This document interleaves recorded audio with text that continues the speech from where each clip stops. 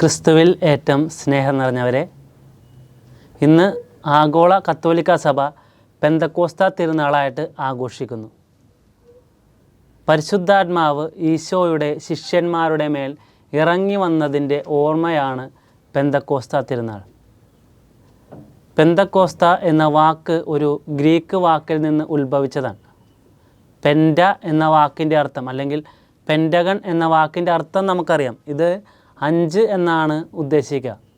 പെന്തക്കോസ്ത എന്ന് പറയുമ്പോൾ 50 എന്നാണ് അർത്ഥമാക്കുക, അല്ലെങ്കിൽ 50-ാമത്തേത്. ഈശോ ഉയർത്തതിന് ശേഷം 50-ാമത്തെ ദിവസമാണ് ഇത് സംഭവിക്കുക. പരിശുദ്ധാത്മാവ് ഈശോയുടെ ശിഷ്യന്മാരുടെ മേൽ ഇറങ്ങി വന്നതിൻ്റെ തിരുനാൾ ആഘോഷിക്കുന്നത് കൊണ്ട് ഇന്നത്തെ സുവിശേഷത്തിലും മറ്റ് വായനകളിലും നാം വായിക്കുന്നതും ചിന്തിക്കുന്നതും ഈ പരിശുദ്ധാത്മാവിനെ കുറിച്ചാണ്. ഇന്ന് ഈ തിരുനാൾ ആഘോഷിക്കുമ്പോൾ ആദ്യത്തെ ചോദ്യം ഇതാണ്: ആരാണ് പരിശുദ്ധാത്മാവ്? നമുക്കറിയാം, പരിശുദ്ധാത്മാവ് പരിശുദ്ധ തൃത്വത്തിലെ 3-ാമത്തെ ആളാണ്. ഈശോ നമുക്ക് നൽകിയ സഹായകനാണ് ഈ പരിശുദ്ധാത്മാവ്. രണ്ടാമത്തെ ചോദ്യം ഇതാണ്: പരിശുദ്ധാത്മാവുണ്ടോ? പരിശുദ്ധാത്മാവ് ഉണ്ടെങ്കിൽ പരിശുദ്ധാത്മാവിനെക്കുറിച്ച് നമുക്ക് പറഞ്ഞു തന്നത് ആരാണ്? അത് ഈശോയാണ്. പരിശുദ്ധാത്മാവിനെക്കുറിച്ച് ലോകത്തെ പറഞ്ഞു പഠിപ്പിച്ചത് ഈശോയാണ്. ഈശോ പറയുന്നു, ഞാൻ പോയി കഴിയുമ്പോൾ നിങ്ങൾക്കായി ഒരു സഹായകനെ ഞാൻ അയക്കും. അവൻ വന്നു കഴിയുമ്പോൾ എല്ലാ കാര്യങ്ങളും അവൻ നിങ്ങളെ പഠിപ്പിക്കും. അങ്ങനെയാണെങ്കിൽ ഈശോയിൽ നാം വിശ്വസിക്കുന്നുണ്ടെങ്കിൽ പരിശുദ്ധാത്മാവിലും നാം വിശ്വസിക്കണം.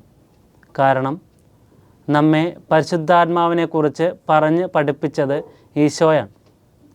പുതിയ നിയമത്തിൽ മാത്രമല്ല, പഴയ നിയമത്തിലേക്ക് കടന്നു പോകുമ്പോഴും ഈ പരിശുദ്ധാത്മാവിൻ്റെ സാന്നിധ്യം നമുക്ക് കണ്ടെത്താൻ കഴിയും. ഉൽപ്പത്തിയുടെ പുസ്തകം 1-ാം അധ്യായം 2-ാമത്തെ വാക്യത്തിൽ നാം വായിക്കുന്നുണ്ട്: ദൈവത്തിൻ്റെ ചൈതന്യം ജലത്തിൻ്റെ മീതെ ചലിച്ചുകൊണ്ടിരുന്നു. ആ ചൈതന്യമാണ് പരിശുദ്ധാത്മാവ്. സൃഷ്ടികർമ്മത്തിൽ ദൈവം മനുഷ്യനെ മണ്ണുകൊണ്ട് ചമച്ചതിന് ശേഷം അവൻ്റെ നാസാരന്ധ്രങ്ങളിലേക്ക് നിശ്വസിക്കുന്നുണ്ട്.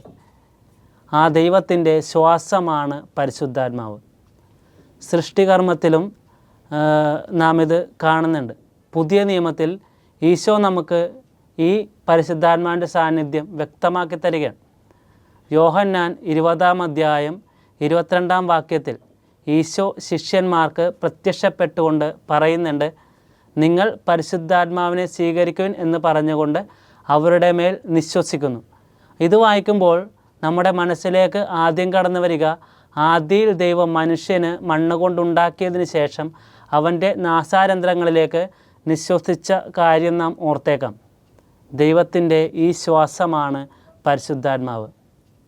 പ്രിയപ്പെട്ടവരെ, ദൈവത്തിന് വേണ്ടി ഏതറ്റം വരെയും പോകാൻ നമ്മെ ശക്തിപ്പെടുത്തുന്നതും ബലപ്പെടുത്തുന്നതും ഈ പരിശുദ്ധാത്മാവ് തന്നെയാണ്. സഭയിലെ എല്ലാ വിശുദ്ധരും നമ്മെ ഇത് പഠിപ്പിക്കുന്നുണ്ട്. ഇത് തന്നെയാണ് അവരുടെ ജീവിതത്തിൽ നിന്ന് നമുക്ക് മനസ്സിലാക്കാൻ കഴിയുക. അവരുടെ നന്മ നിറഞ്ഞ ജീവിതത്തിൻ്റെ പിന്നിലുള്ള ഇന്ധനം എന്തായിരുന്നു എന്ന് ചോദിച്ചാൽ ഈ പരിശുദ്ധാത്മാവിൻ്റെ ശക്തിയാണ്. സുവിശേഷത്തിൽ പരിശുദ്ധ അമ്മയെക്കുറിച്ച് നാം വായിച്ചു കേൾക്കുന്നുണ്ട്. ഒരു സാധാരണ പെൺകുട്ടിയായിരുന്ന പരിശുദ്ധ മറിയത്തിൻ്റെ മുന്നിൽ ദൂതൻ വന്ന് പറയുന്നുണ്ട്: നിൻ്റെ ജീവിതത്തിൽ പരിശുദ്ധാത്മാവ് വന്ന് ആവസിക്കും. അത്യുന്നതൻ്റെ ശക്തി നിൻ്റെ മേൽ വന്ന് പിറക്കും. ഇതിന് ആമേൻ പറയുന്ന പരിശുദ്ധ മറിയത്തിൻ്റെ ജീവിതം തികച്ചും അടിമുടി മാറിമറിയുകയാണ്.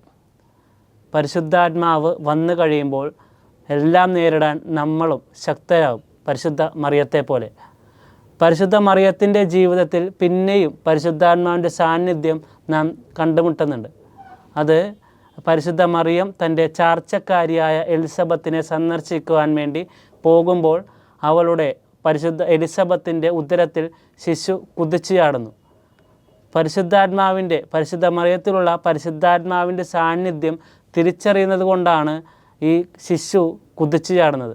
പ്രിയപ്പെട്ടവരെ, ഇന്ന് ഈ തിരുനാൾ ആഘോഷിക്കുമ്പോൾ നമ്മെ ശക്തനാക്കുന്ന പരിശുദ്ധാത്മാവിന് വേണ്ടി നമുക്കും അതിയായിട്ട് ആഗ്രഹിച്ച് പ്രാർത്ഥിക്കാം.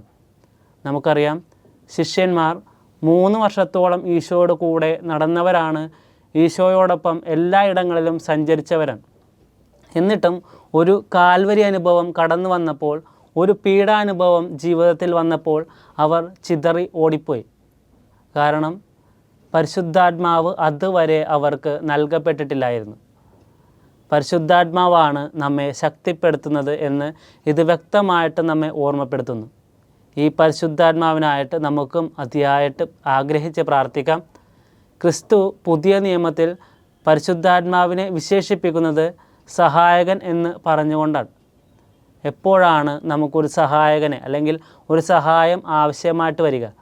നമ്മുടെയൊക്കെ ജീവിതത്തിൽ നമ്മുടെ കഴിവിനപ്പുറത്തേക്ക് ഒരു കാര്യം കടന്നു പോകുമ്പോൾ, അല്ലെങ്കിൽ നമ്മളെ കൊണ്ടൊരു കാര്യം ഒറ്റയ്ക്ക് ചെയ്യാൻ സാധിക്കില്ല എന്ന് വരുമ്പോൾ നമ്മൾ സഹായം ആഗ്രഹിക്കുന്നു, അല്ലെങ്കിൽ മറ്റൊരാളുടെ സഹായം നമ്മൾ ആവശ്യപ്പെടുന്നു. പ്രിയപ്പെട്ടവരെ, നമ്മുടെയൊക്കെ ആധ്യാത്മിക ജീവിതത്തിൽ എന്തെങ്കിലുമൊക്കെ സഹായം നമുക്ക് ആവശ്യമായി വരുമ്പോൾ നാം ആദ്യം വിളിച്ച് പ്രാർത്ഥിക്കേണ്ടതും അല്ലെങ്കിൽ സഹായം യാചിക്കേണ്ടതും ഈ പരിശുദ്ധാത്മാവിൽ നിന്നാണ്. രാവിലെ കുർബാനയ്ക്ക് പങ്കെടുക്കുവാൻ മടിയുണ്ടെങ്കിൽ, രാത്രിയിൽ സന്ധ്യാപ്രാർത്ഥനയ്ക്ക് കുടുംബത്തോടൊപ്പം ഒത്തുചേരാൻ സാധിക്കാതെ വരുന്നുണ്ടെങ്കിൽ ഈ സഹായകനെ വിളിച്ച് വേണം നാം പ്രാർത്ഥിക്കാൻ. പരിശുദ്ധാത്മാവെ എന്നിൽ വന്ന് നിറയണമേ, എൻ്റെ മടിയൊക്കെ മാറ്റണമേ എന്ന് ദൈവത്തോട് ഒന്നായിരിക്കുവാൻ, എന്നും ദൈവത്തോടു കൂടെ ആയിരിക്കുവാൻ എന്നെ ശക്തനാക്കണമേ എന്ന് നമുക്ക് പ്രാർത്ഥിക്കാം.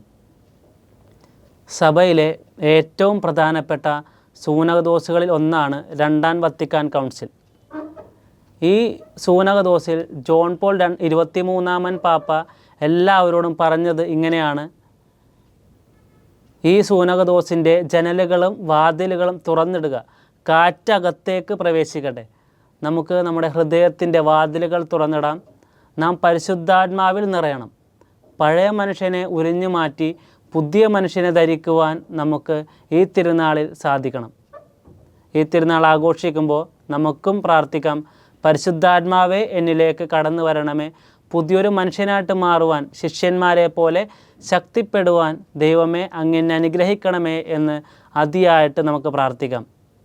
എല്ലാവർക്കും ഈ ദിവസത്തിൻ്റെ എല്ലാവിധ മംഗളങ്ങളും ആശംസകളും നേരുന്നു. ആമേൻ.